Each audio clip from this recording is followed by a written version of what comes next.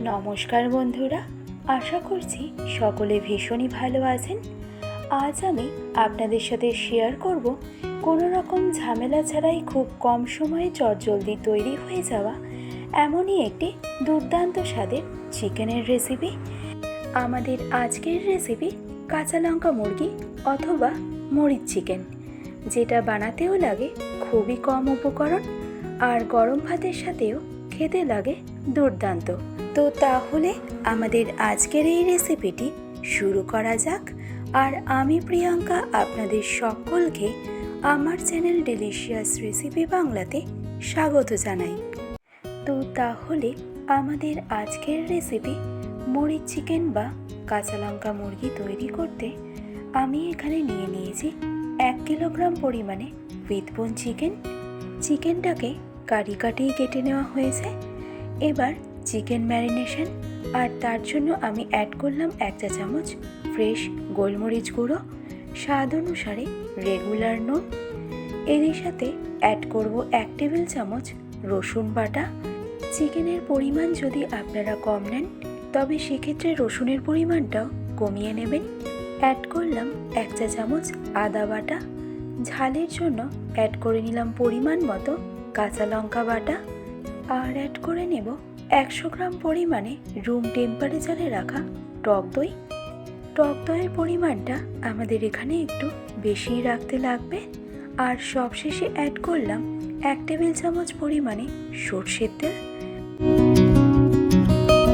এবার এই সমস্ত উপকরণের সাথে চিকেনটাকে খুব ভালো করে ম্যারিনেট করে নেব। আর ফাইনালি চিকেনটাকে সমস্ত উপকরণের সাথে খুব ভালো করে ম্যারিনেট করে নেবার পর চিকেনটাকে আমি রেস্টিংয়ে রেখে দেবো কমপক্ষে আধা ঘন্টার মতন। এতে দই অ্যাড করার কারণে চিকেনটা কিন্তু বেশ অনেকটাই সফট হয়ে যাবে, আর রান্না করার সময় চিকেনটাও কিন্তু খুব তাড়াতাড়ি কুক হয়ে যাবে। এবার মেন রান্নাটা শুরু করব। আর তার জন্য কড়াইতে দিয়ে দিলাম 3 টেবিল চামচ পরিমাণে সর্ষের তেল। মিডিয়াম টু হাই ফ্লেমে তেলটাকে খুব ভালো করে গরম করে নেওয়ার পর এবার এই পর্যায়ে ফোড়নের জন্য আমি অ্যাড করে নেব 1/2 চা চামচ পরিমাণে গোটা সাদা জিরে। আর তারপরেই অ্যাড করে নেব সরু ও পাতলা করে কেটে নেওয়া পেঁয়াজ। আমি এই 1 কিলোগ্রাম চিকেনটা তৈরি করতে প্রায় 200 গ্রামের মতন পেঁয়াজ ব্যবহার করেছি। এবার গ্যাসের ফ্লেমটাকে একদম মিডিয়াম টু হাইতে রেখে পেঁয়াজটাকে খুব ভালো করে ফ্রাই করে নেব। আর এই পেঁয়াজটাকে ততক্ষণ পর্যন্ত ফ্রাই করব যতক্ষণ না পেঁয়াজটা একটু নরম হয়ে আসছে আর পেঁয়াজের মধ্যেও একটা হালকা কালার চলে আসছে। তাও মোটামুটি পেঁয়াজটাকে ফ্রাই করে নিতে আমাদের সময় লাগবে মিনিমাম 2 থেকে 3 মিনিটের মতন। আর ফাইনালি পেঁয়াজটা ফ্রাই করে নেওয়ার পর এবার এই পর্যায়ে এসে অ্যাড করে নেব 2টো মিডিয়াম সাইজের আলু, যেখানে আলুটাকে আমি সমান 1/2 করে কেটে নিয়েছি। তবে আলুটা কিন্তু আমি এখানে কোনো রকম ফ্রাই করব না, জাস্ট 1 থেকে 1.5 মিনিট আলুটাকে হালকা একটু নেড়ে চেড়ে নিয়ে এই পর্যায়ে এসে অ্যাড করে নেব 30 মিনিট আগে ম্যারিনেট করে রাখা চিকেনটাকে। সাথে অ্যাড করব 2টো মিডিয়াম সাইজের তেজপাতা, 2টো ছোট দারচিনি স্টিক আর 4টে রেগুলার এলাচ একটু ফাটিয়ে নিয়ে তারপরে দিয়ে দিলাম। এবার গ্যাসের ফ্লেমটাকে একদম মিডিয়াম টু হাইতে রেখে এই পর্যায়ে চিকেনটাকে খুব ভালো করে কষিয়ে নেব। আর এই সময় চিকেনের মধ্যে কোনো রকম অ্যাডিশনাল জলের ব্যবহার কিন্তু একদমই করব না, যেহেতু চিকেনটা দই দিয়ে ম্যারিনেট করা আছে তাই চিকেনের মধ্যে থেকে কিন্তু এমনিতেই অনেকটা জল বেরোবে। আর এই রেসিপিতে কিন্তু কোনো রকম জিরের গুঁড়ো বা ধনের গুঁড়োর ব্যবহার করা কিন্তু একদমই যাবে না। তো মিডিয়াম টু হাই ফ্লেমে 2 থেকে 3 মিনিট সময় ধরে চিকেনটাকে খুব ভালো করে নেড়ে চেড়ে নেওয়ার পর এবার ঢাকনা চাপা দিয়ে মিডিয়াম ফ্লেমে চিকেনটাকে কুক হতে দেব মিনিমাম 7 থেকে 8 মিনিট। এবার সম্পূর্ণ 8 মিনিট পর ঢাকনা খুলে এই পর্যায়ে দেখুন চিকেনের থেকে কিন্তু এর ফ্যাটটা ছেড়ে দিয়েছে। আর দেখুন চিকেনের থেকেও কিন্তু বেশ অনেকটা জল রিলিজ করে দিয়েছে। তো এবার চিকেনটাকে খুব ভালো করে একবার নেড়ে চেড়ে নেব।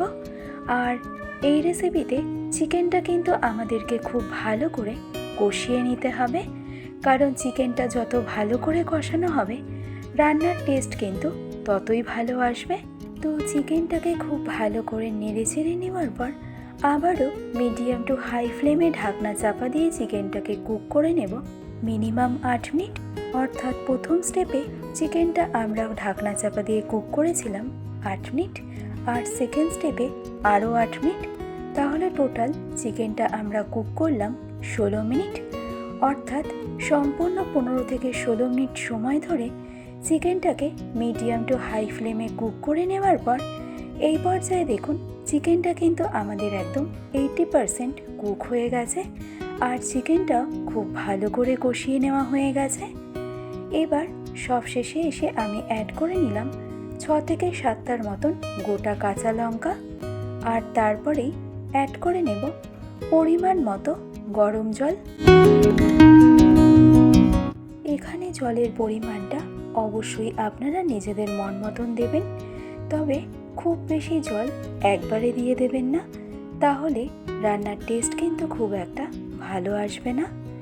তো এবার সব কিছু ভালো করে একবার মিশিয়ে নিয়ে হাই ফ্লেমে ঢাকনা চাপা দিয়ে এবার সম্পূর্ণ রান্নাটাকে কুক হতে দেব আরও 10 মিনিট। এবার 10 মিনিট পর ঢাকনা খুলে এই পর্যায়ে দেখুন আমাদের আজকের রেসিপি মরিচ চিকেন অথবা কাঁচা লঙ্কা মুরগি কিন্তু একদম রেডি। এবার সব শেষে এসে আমি অ্যাড করে নিলাম 1 চা চামচ পরিমাণে চিকেন মশলা।